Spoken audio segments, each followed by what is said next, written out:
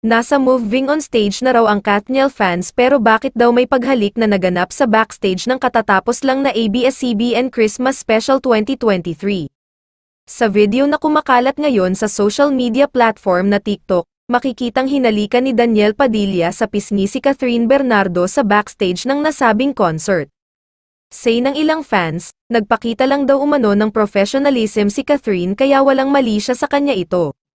Samantala napuno naman ng samut-saring reaksyon ng fans at netizens ang post ng video na kumakalat. Iyak-iyak pa ako, naka-ex premium naman pala, hirit ng isang fan. Feeling ko talaga magkakaayos pa sila. Napagod lang sila.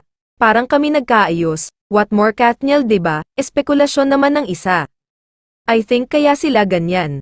Kasi naging okay yung hiwalayan nila, ani pa ng isa.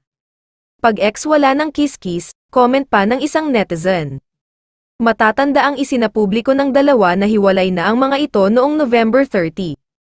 Samantala, viral din ang mga video at litrato ni Catherine Bernardo at Daniel Padilla na magkasama sa Asia Artist Awards 2023. Makikita sa ilang video at picture na shinare sa social media ng Katniel Lifetime na todo alalay at escort si Daniel kay Catherine na parang walang nangyaring hiwalayan sa kanila.